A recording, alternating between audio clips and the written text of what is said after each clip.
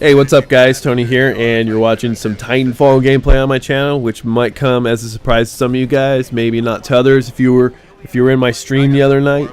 But what I want to do really quickly is just a quick video and my thoughts about Titanfall, just sort of a first impressions. You've probably seen 1,000 of these online, but you haven't seen mine, and mine's unique because we're all unique flowers.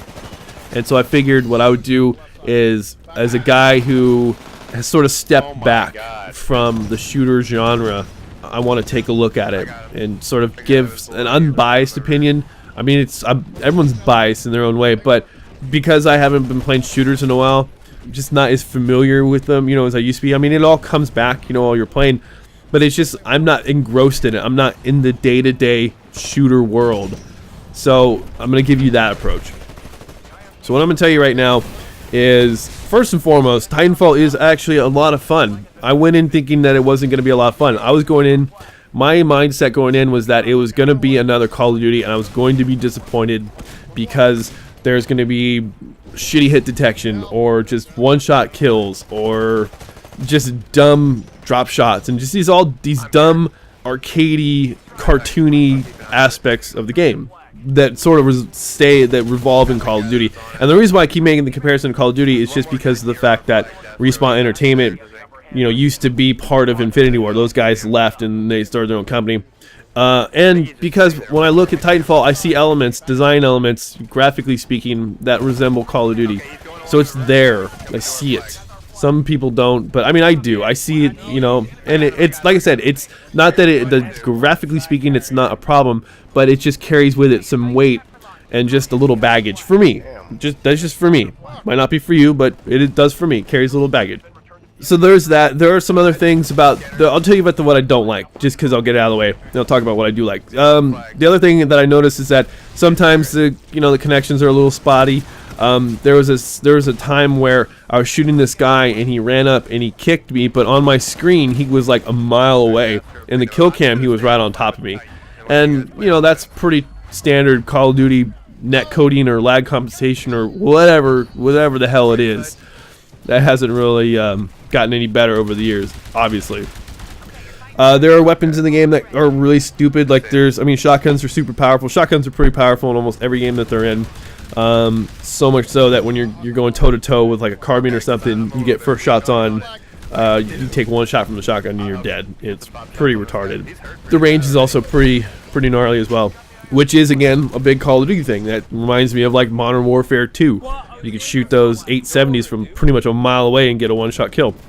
The other thing is the smart pistol. That thing is retarded because I heard people talking about it too. They're just like, "Oh, the smart pistol is stupid. Like, what the hell?" And they're absolutely right. It's really stupid. You just point the gun, you shoot it, and bullets go and they fly to whatever the target is. It's like, what? I was playing with In the Works Media, and he was talking about how he got shot across map. He got killed by a smart pistol across map, which is dumb.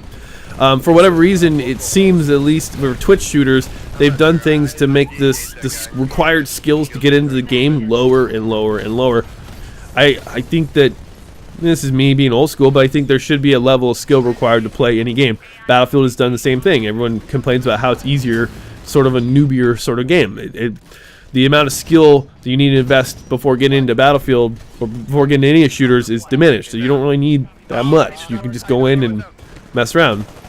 So those are pretty much my gripes. The connections, the connotation, the connection with the Infinity Ward, Call of Duty's there, and some of the weapons. And the parkouring is cool, and it's difficult if you're like me, you're sort of step back from shooters for a while and you get back into it. You're like, ah, shit, this is like, it's too fast. Oh my god, it's so fast. And you feel like you need to go like jump on some Ritalin or jump on some speed or something to catch up because it's really a fast-paced game. Now what I will say about that is, my transition to that is that I really do enjoy that. I really do enjoy the pacing of this game. It is well paced. The maps are designed in such a way that makes fighting with an infantry guy fun, but also it's big enough where you can fight with the Titans. So they did a good job of like designing these maps so you can actually move around quickly as a grunt, and yeah, at the same time you can actually move around most of the maps with a Titan without any sort of objects inhibiting you. So they did a really good job of that. I think the Titan concept is cool, especially because you can either jump into it or you can have it as an AI controlled Titan, which, to be honest, it provided an interesting tactic for capture the flag when we were playing. And so, because they put their Titan, an auto Titan, next to their flag, you're like, holy shit, that's a smart idea. It sucks, but that'll become the standard. Like, boom, we'll put a Titan there and make it harder to cap flags. Let's see here. What else? Like I said, parkouring is really cool. It's cool to jump around. The weapons are I haven't gotten to know a lot of them, but from what I've seen, they're pretty cool. The cloaking thing, oh, that's kind of I hate. You know, that's always been a gripe of mine. I don't really like games where cloaking is a part of the game. But it is in there, no big deal.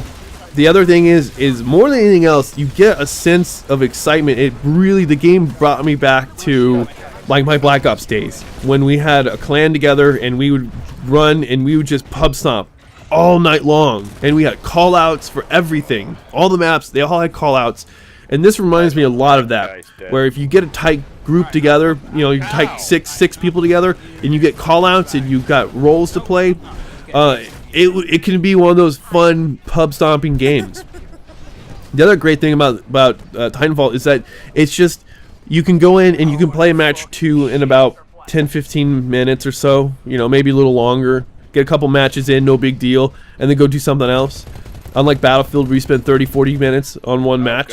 So these fast games, they're really addictive, and I think that's probably why I really enjoyed Close Quarters for Battlefield 3. They were just these very quick games. They didn't have to be 1,000-ticket long games. They could just be 10-minute games, and there's nothing wrong with that. There's nothing wrong with 10-minute games. What I will say though is that I do like Titanfall. I'm actually surprised that I like Titanfall, and I will play more of it. That's for sure. I don't know if I'll post content of it, but I might. You know, who the hell knows? Maybe I'll get really into it. Do I think it's worth $60? That's what I've heard a lot of people ask. Is it worth $60? I can't make that judgment call for you, because I know some people that say it's not worth $60. I spent $60 on it. Am I gonna play a lot of it? You know, could I have waited till it was on sale or something? Yeah, sure. I probably could have waited till it was on sale. We'll see. I've heard the campaign is pretty interesting, because it is multiplayer campaign, so very innovative in that regard. But as far as it's worth, I can't tell you if it's worth $60 or not, because I don't even know myself. I just bought it because, well, out of peer pressure. Like I said, I think it's a fun game, and if you got the spare $60, maybe it's worth your purchase. Who knows? That's up to you. You're just gonna have to judge from what you see and just the things that you hear.